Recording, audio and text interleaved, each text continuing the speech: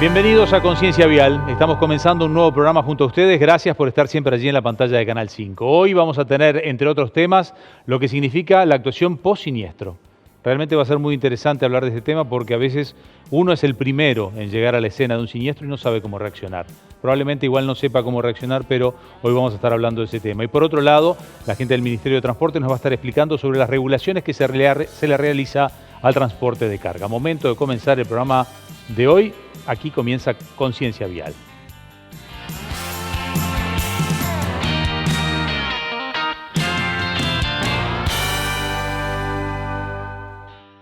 Presentan este programa empresas con responsabilidad vial. Automóvil Club del Uruguay. Mileto, piscinas, saunas y spas. Perfice, logística y transporte. Punta Tracking, monitoreo satelital de vehículos. UNIT, un país de calidad.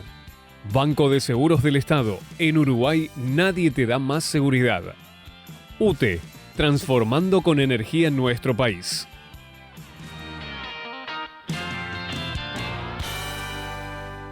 Y es un gusto comenzar el programa de hoy con alguien que ya conocemos, con Tibor Deutsch. Bienvenido, un gusto. Muchas gracias, un gusto como siempre estar por acá. Amerita la presentación igual para aquellos que no lo han visto antes con nosotros. Él es doctor en Derecho, es experto en seguridad vial, ha trabajado desde muchos roles, ha trabajado en muchas áreas y hoy lo convocamos para hablar de lo que significa una vez que ha ocurrido un siniestro. En general, cuando ocurre un siniestro, el primero que lo ve, el primero que puede llegar a asistir es el que venía atrás o el que viene un minuto atrás. Una vez se imagina que llega la ambulancia, llega el policía, o llega el policía, llega la ambulancia, o llegan los bomberos. Pero la realidad es que esto ocurre en lugares en donde el que está puede ser usted, puede ser yo, puede ser él. Y entonces vamos a hablar de qué ocurre allí. ¿Qué pasa, Tibor, cuando hay un siniestro? ¿Qué es lo correcto, qué es lo incorrecto? Empecemos a recorrer ese tema. Bien, este tema es un tema que muy importante desde el punto de vista de abordarlo, en virtud que no todo el mundo sabe qué hacer en el momento cuando se enfrenta con un siniestro de tránsito. Generalmente cuando ocurre eso, la persona queda como perpleja, ¿verdad? Como paralizada por frente a una anormalidad que está ocurriendo en ese mismo instante. Y a veces por buena voluntad lo primero que hace es cometer errores, como por ejemplo, en lugar de protegerse, proteger a los que vienen después, por ejemplo, no bajarse en cualquier lado, no dejar el auto suyo en cualquier lado, puede generar en vez de un siniestro dos, o en vez de una muerte dos. Exactamente. Entonces, empecemos por ahí. Sí, según donde se ve también el siniestro de tránsito, hay varios escenarios, ¿verdad? Puede ser en la ciudad, que no es lo mismo que ocurra en una ruta nacional. Son diferentes actitudes. Por ejemplo, vamos a poner el ejemplo de una ruta nacional. Y acá lo que funciona, y es una convención internacional, que es la sigla PAS, que es la protección, avisar y socorrer. Eso es la sigla. Primero, la preservación de lo que es el lugar, para evitar lo que tú acabas de decir recién, es el tema de decir que no ocurra más víctimas de las que ya hay.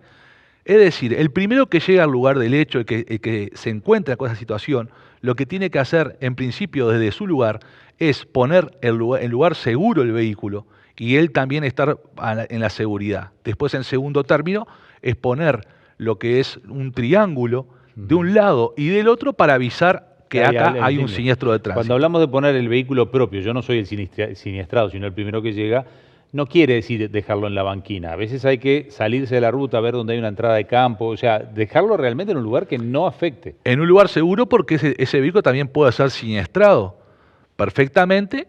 Uno, en el afán de querer socorrer a las personas, está salteándose la parte de preservación de la vida propia. Sí, si el vehículo que tuvo el siniestro ocupa parte de la vía, yo tengo que hacerme visible. Si tuviera un chaleco, de repente me tengo que poner un chaleco refractario, porque si ya es media tardecita de noche me van a ver mejor, es decir, lo de las balizas. Es cierto, digo, en la valija todos los conductores deberían tener las medidas de seguridad. El triángulo, lo que es preceptivo, el botiquín y asimismo un chaleco refractario que sirva para ese tipo de momentos cuando la emergencia así lo requiere. Entonces hay que ponerse ese elemento de seguridad y colocar previamente, como dijimos, los triángulos ya para evitar un siniestro posterior.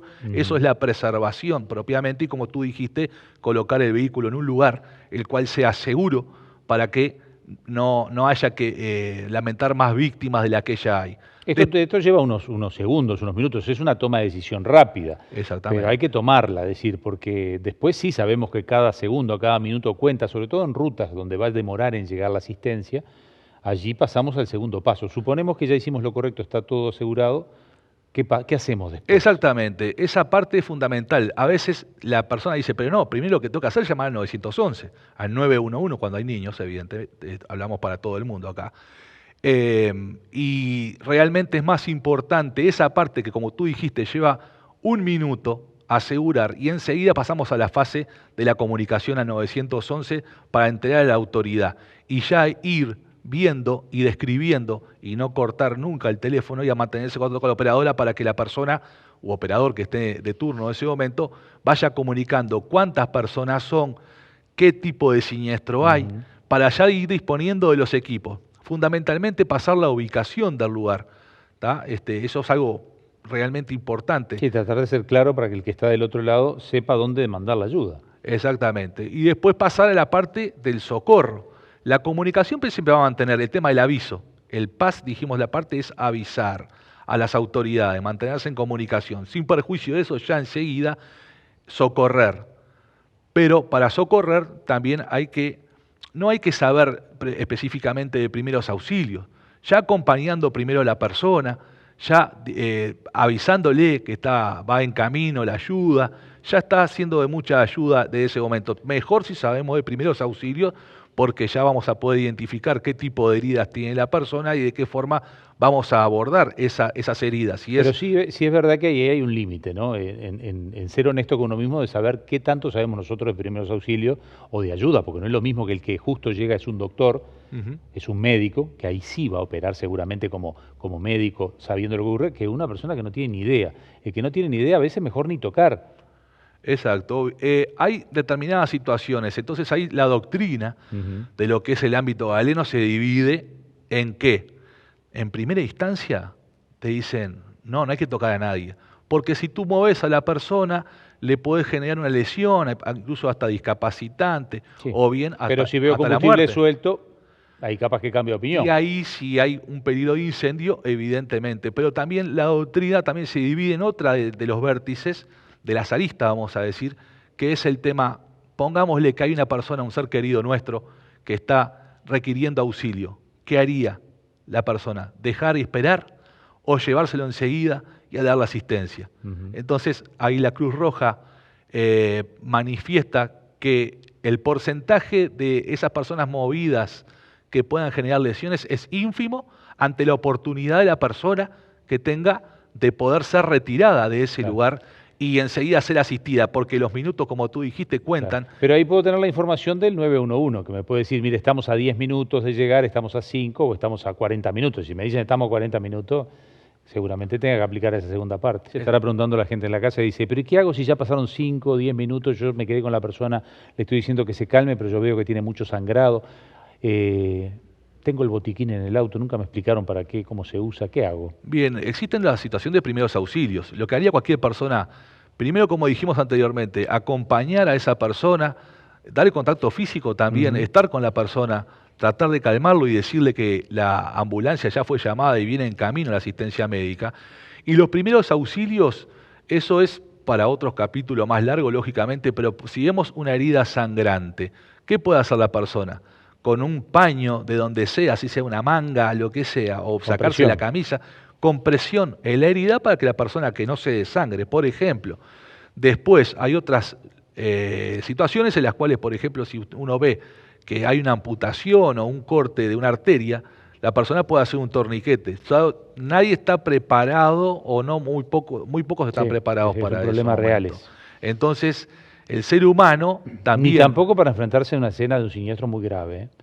Impacta mucho, incluso lo ha impactado a los propios que trabajan en emergencias, policías y demás. Nosotros hemos tenido muchas entrevistas en donde te describen muchas escenas de siniestro y dice, la verdad que el primero es un impacto que te desarticula, no sabes cómo actuar. Claramente. Porque de repente llegas a un lugar donde hay 2 muertos dentro del auto, uno que está gritando por los que están muertos. La descripción que uno puede llegar a hacer, que nos han hecho a nosotros, son terribles. Es muy bravo el tema, sí. Ver una escena de ese estilo, una escena como de guerra, Los seres humanos no estamos acostumbrados a ver una situación de ese estilo. Entonces va en el propio ser humano también la reacción. Hay que tratar de siempre calmar al otro.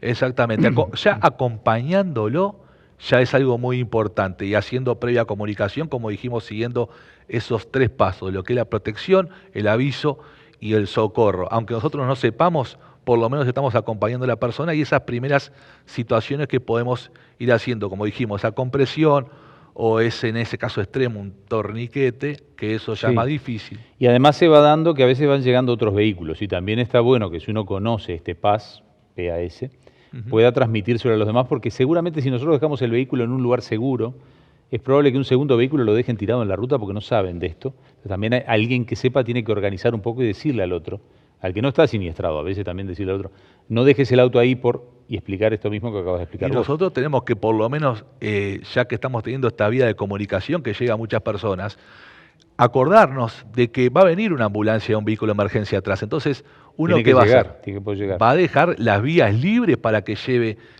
esa emergencia y pueda retirar a la persona y llevarse lo antes posible, y no nosotros lo que estamos ayudando a ser una obstrucción. Ujú. En definitiva, que hemos hablado de ruta, pero vos dijiste al principio de la charla, vamos a separar escenarios, un siniestro en la ruta y un siniestro en la ciudad. Ujú. En la ciudad todo parece menos grave porque uno tiene más cercana la ayuda. ¿Pero qué hace uno en la ciudad? Para que no nos quede, pues nos queda un par de minutitos. Bien, en la ciudad lo que se tiene que hacer, ya esa parte de la protección también la podemos practicar, pero es un escenario mucho más pequeño. Y con velocidades más bajas, menos riesgo. Y claro, entonces ya ahí, como hay un volumen mayor de personas y pueden haber señales hasta de tránsito y demás, efectivamente hay que hallar las comunicaciones inmediatas, eso es lo cierto, y no tanto la preparación de aquello que dijimos en la ruta, porque las distancias en la ruta son mucho más grandes, los tiempos de frenado también, y pueden haber escenarios diferentes en una ciudad que en una ruta, pero hacer hincapié siempre en las comunicaciones. En la ciudad también al 911. Siempre, en todo el territorio nacional. Describir la esquina, describir también cuántas personas veo heridas, cómo fue el impacto, es decir, la descripción sería la misma. Sí, exactamente. Y sería bueno, como una sugerencia para las autoridades, implementar algún sistema en el cual de georreferenciación, como puede ser el WhatsApp. Que uno pudiera mandar la ubicación. Exactamente, porque a veces el operador o la operadora pregunta, la persona no sabe dónde está, no hay cartelería, entonces podría ser una herramienta buena. Tener un WhatsApp en donde le diga, mire, mande la ubicación a tal número de WhatsApp. Exactamente, en nuestro lugar estamos sugiriendo algo que pueda ser una herramienta para las personas, en la cual hasta inclusive un niño, mándeme la ubicación y los niños hasta pueden manejar ese sistema. Como ves, se nos ha ido rapidísimo el tiempo, estuvo muy interesante la charla, quedaron preguntas, Tibor, como siempre. Muchísimas gracias, como siempre, y quedamos a la orden. Bueno, nosotros hacemos una brevísima pausa y ya volvemos con más Conciencia Vial.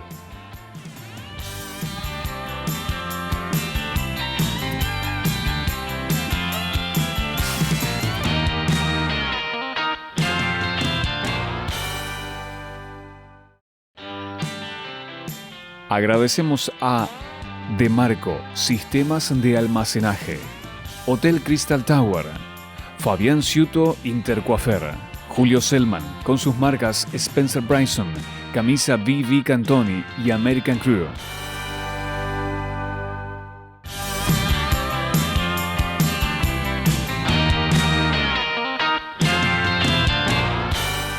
Y estamos comenzando a recorrer el tramo final del programa de hoy. Otra vez recibimos a la gente del Ministerio de Transporte y Obras Públicas, a Carlos Flores, que es de la Dirección General, es el Director General de Transporte por Carreteras del Ministerio o dentro del Ministerio de Transporte y Obras Públicas. Carlos, un gusto. Encantado, como siempre. Bueno, estuvimos hablando hace poquito, un par de programas atrás contigo, del transporte de pasajeros y ya habíamos prometido reencontrarnos para hablar del transporte de carga, que tiene otras condiciones, que tiene otras regulaciones, pero que tiene en ustedes la responsabilidad de ordenar en muchas cosas, ¿no? Y además ha crecido mucho, me imagino, por lo menos algunos tramos con la nueva pastera ya funcionando. Ruta 5, por ejemplo, debe estar más compleja que hace 2 años. ¿Cómo viene el control? ¿Cuáles son las tareas que tienen ustedes? Y después ya nos metemos en algunos casos particulares. Sí, como tú dices, está afortunadamente el transporte de carga está teniendo niveles récord de ocupación por la cantidad de vehículos que hoy circulan en rutas, por la apuesta que hay de los transportistas a seguir incorporando nuevas unidades. no solo por estos megaproyectos que afortunadamente se han dado en nuestro país en los últimos años, sino bueno, por lo que significa un aumento de la producción de todo tipo, agropecuaria, forestal, industrial, comercial, etc.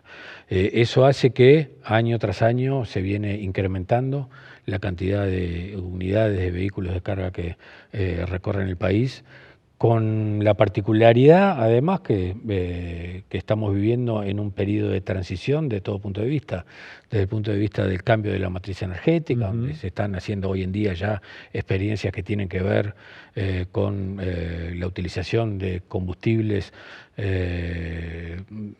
que más allá del tradicional, del gasoil, de los combustibles fósiles, ya están habiendo experiencias en cuanto a hidrógeno verde, están habiendo experiencias con vehículos de tracción de carga netamente eléctricos e híbridos también. Es decir, estamos en un proceso en donde el Ministerio está frente a una diversidad de desafíos importantes. Sí, y también en un proceso de mejoramiento de rutas, pero que los agarró. En el 2023 se terminó mucho, pero los agarró ampliando la Ruta 5, claro, porque se había demorado el trabajo. Por un lado eso, que ha significado, nos ha generado ciertas dificultades porque tantas obras al mismo tiempo a lo largo y ancho del país, que afortunadamente existen, obviamente, ha dificultado a veces el tránsito de vehículos pesados, por cuanto si se están reforzando la capacidad de los puentes, se están ampliando rutas y demás, bueno, eso genera una complicación, pero que es momentánea porque el fin último es justamente favorecer, una vez que estén terminadas todas esas obras, la circulación de todo tipo de vehículos. El tren, el ferrocarril central, ¿es también monitoreado por el Ministerio de Transporte y Obras Públicas o esto cae en otra dependencia? La dirección, hoy en día, lo que era la dirección ferroviaria, que era una dirección general del Ministerio de Transporte y Obras Públicas, se ha transformado en una dirección nacional, donde sí, efectivamente, se va a ocupar de todo lo relativo a la regulación del transporte. O sea que le cae a ustedes, no sí, a ti directamente. No a mí, pero sí hay dentro del Ministerio. Una dirección nacional ferroviaria. Porque allí lo más complejo son los cruces de vía, ¿no? Donde se mezcla la vía con la ruta, es decir, porque es un tramo muy largo y en algún momento hay rutas que lo tienen que cruzar el tren. Y allí en algunos puntos hay intercambiadores, pero no en la mayoría hay paso a nivel. ¿Cómo se ha trabajado en eso? ¿Ya estaba? Eso se viene trabajando en conjunto con la Intendencia Municipal de Montevideo, fundamentalmente, así como con las otras intendencias también, pero el cuello de botella, digamos, es Montevideo, por obvias razones, y se viene trabajando en ese sentido, en coordinación. Las propias obras prevé y bueno, el propio sistema que va a estar en funcionamiento prevé la minimización de riesgo en ese sentido. Pero el sistema, tenemos todos que entender que la complementación de todos los sistemas de circulación, sea de carga, sea de pasajeros, sea de vehículos particulares, en la medida que no empiecen a integrarse con una visión un poco más global, nos genera por separado todas una serie de dificultades que realmente son muchas veces preocupantes. El hecho de estar trabajándose hoy en día de manera consensuada, interactuando todos los organismos intervinientes en cada uno de los sistemas, de manera de prever todas las posibles dificultades, nos está dando ciertas garantías de que los riesgos van a ser minimizados, pero que aparte se va a mejorar en lo que todos aspiramos.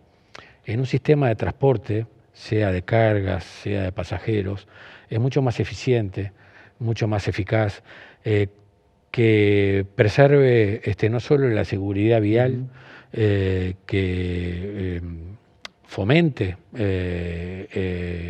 la participación del sector productivo mediante alivios económicos de todo tipo, por cuanto si estos sistemas funcionan bien, naturalmente se disminuyen los costos, pero agregado esto con beneficios de tipo de cuidado medioambiental, de descarbonización del ambiente, del aire que respiramos, de control de la emisión de gases, economía para el bolsillo de los pasajeros, en el caso del transporte de pasajeros, disminución del costo país, en el caso del transporte de cargas, de la producción nacional, etcétera. Y todo eso se viene trabajando muy bien, incluso ya pensando en varias iniciativas que, como todos sabemos, están sobre la mesa, que tienen que ver con la bimodalidad del transporte de pasajeros, en lo que tiene que ver con la posibilidad del tren-tram, que uniría Montevideo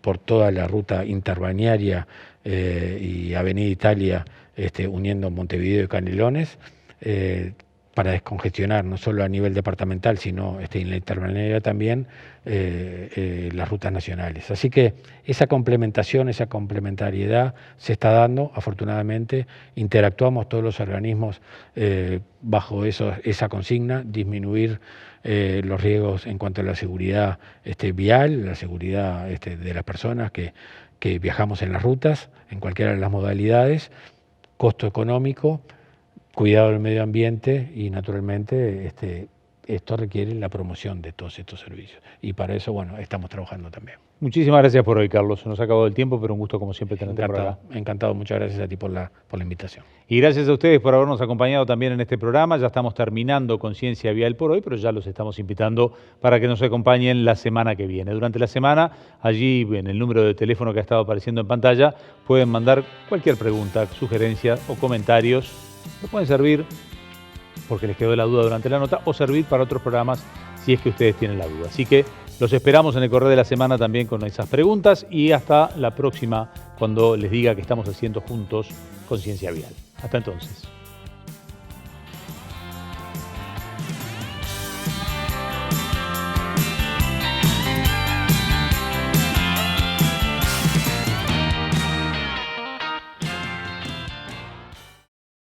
Hola, soy Santiago Urrutia y en la Academia de Choferes Seguros de Banco de Seguros del Estado hoy vamos a hablar de infracciones. Las infracciones de tránsito son la principal causa de siniestros. Las señales rojas son de cumplimiento obligatorio, respetalas siempre. Banco de Seguros del Estado. En Uruguay nadie te da más seguridad. Presentaron este programa empresas con responsabilidad vial. Automóvil Club del Uruguay. Mileto, piscinas, saunas y spas. Perfice, logística y transporte. Punta Tracking, monitoreo satelital de vehículos. UNIT, un país de calidad. Banco de Seguros del Estado. En Uruguay nadie te da más seguridad. UTE, transformando con energía nuestro país.